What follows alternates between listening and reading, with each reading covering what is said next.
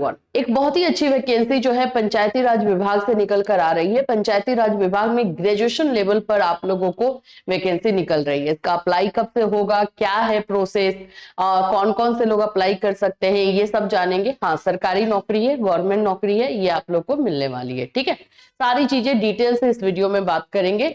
और अगर आप लोग को लग रहा है कि आपको अप्लाई करना चाहिए तो बिल्कुल कर देना चाहिए। ऑडिटर बोलो या फिर आप इसको जो है अंकेक्षक जो हम हिंदी में बोलते हैं वो उस पोस्ट पे बोलो, उसी पोस्ट पर ये वैकेंसी निकाली गई है।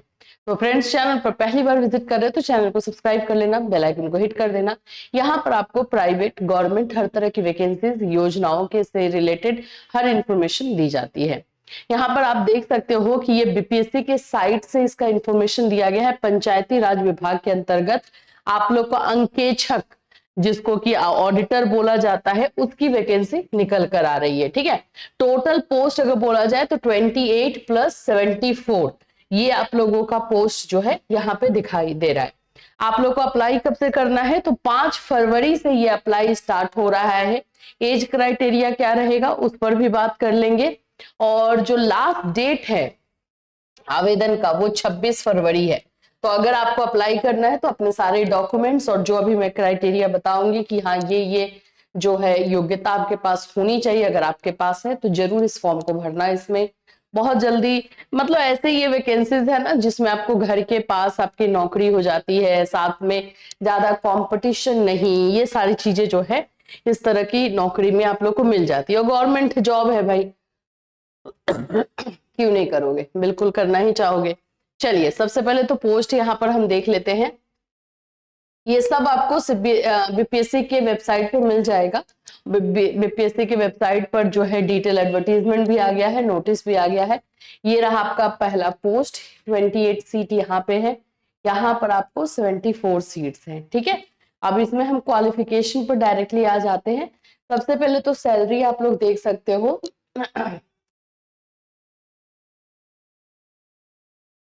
सैलरी आप लोग देख सकते हो 5,200 से 20,200 एंड 2,800 जीपी। लेवल 5 की सैलरी आपको इसमें दी जाएगी। ठीक है, शैक्षणिक योग्यता की बात करते हैं, यानी कि एजुकेशनल क्वालिफिकेशन। तो आपका अगर कॉमर्स से आपने ग्रेजुएशन किया है तो आप अप्लाई कर सकते हो। अगर मैथ्स आपका ऑनर्स पेपर है तो आप अप्लाई कर सकते हो। और इसके अलावा अगर आपका ICWA है, MBA है, CA है तो वो लोग भी, इसको CS है तो भी आप अप्लाई कर सकते हैं। इकोनॉमिक्स से भी अगर आपका ग्रेजुएशन है, स्टैटिस्टिक्स से भी आपका ग्रेजुएशन है तो भी आप अप्लाई कर सकते हैं। मतलब बकायदा अगर मैं बोलूँ तो ये कॉमर्स वाले लोगों के लिए वैकेंसी है। ऑडिटर का काम भी है और मैथ्स वाले लोग भी लेकिन अप्लाई कर सकते हैं। आप लोग जिनका ऑनर्स पेपर रहेगा वो। ठीक है, अब आ जाते हैं उम्र सीमा पे बात करते हैं। एज क्राइटेरिया, एज क्राइटेरिया जैसे मिनिमम रखा जा रहा है अभी वही है बिहार में।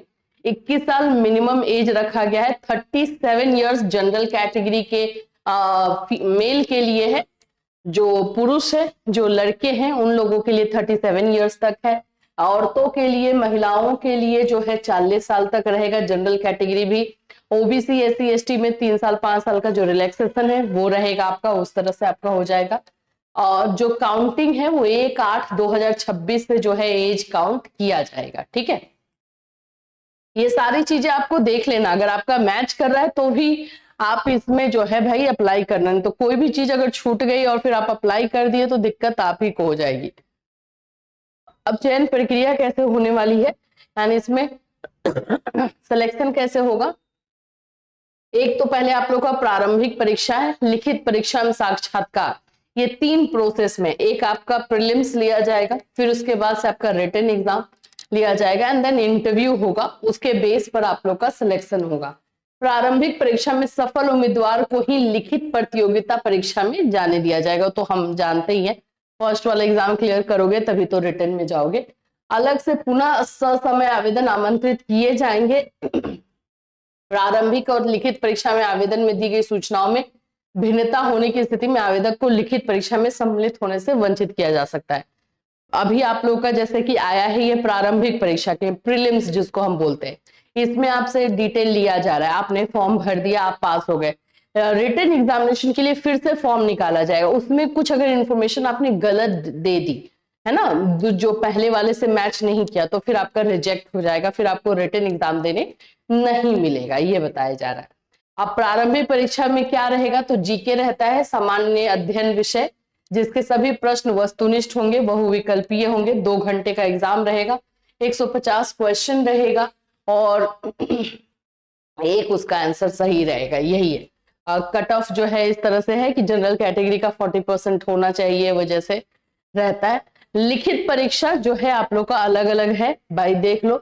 लिखित परीक्षा 300 नंबर का रहेगा, जिसमें 2 अनिवार्य विषय क्रमशः सामान्य हिंदी अंक तथा सामान्य अध्ययन, प्रत्येक पत्र 300 अंक के होंगे। इसके अतिरिक्त वैकल्पिक विषयों में से किसी एक विषय का चयन करना होगा। तो मतलब इन तीनों में से कोई 2 एक आपको लेना है, और यहाँ पर आप लोगों का जो है वैकल्पिक विषय में से वाणिज्य अर्थशास्त्र जो आपका होगा वो आप लोगे। 300 नंबर का ये रहेगा भाई साहब, एग्जाम तो ले रहा है बहुत टफ इसका। चलिए, साक्षात्कार यानी फिर उसके बाद ये सब हो जाएगा तो फिर इंटरव्यू लिया जाएगा, और इंटरव्यू सब पास होने के बाद आप लोगों का जो है सिलेक्शन होगा। इसका फॉर्म फिलअप अभी स्टार्ट नहीं हुआ है, फॉर्म फिलअप आप लोगों का जो है स्टार्ट हो रहा है 5 फरवरी से।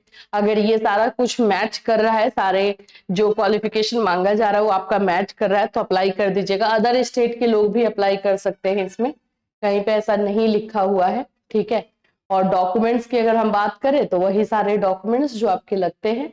एकेडमिक लगेगा, यहाँ पे देखो डॉक्यूमेंट्स के बारे में बात की गई है।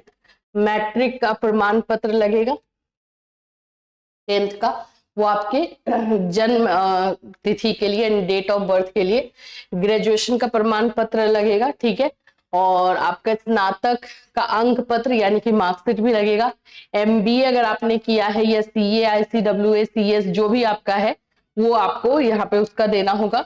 पिछड़ा वर्ग, अत्यंत पिछड़ा वर्ग के उम्मीदवारों के लिए, आप जो कैटेगरी से आप बिलोंग कर रहे हो, कास्ट सिस्टम जो कास्ट सर्टिफिकेट आपको जो है डालना होगा, जिस भी कैटेगरी के आप हो वो आपको इसमें देना है। बिहार राज्य के स्थायी निवासी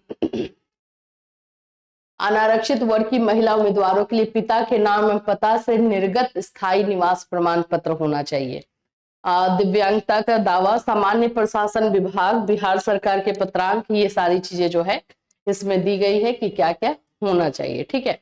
भूतपूर्व सैनिक, पहचान पत्र आपका होना चाहिए, जिसमें आपका आइडेंटिटी प्रूफ हो, 4 पासपोर्ट साइज फोटो होगा।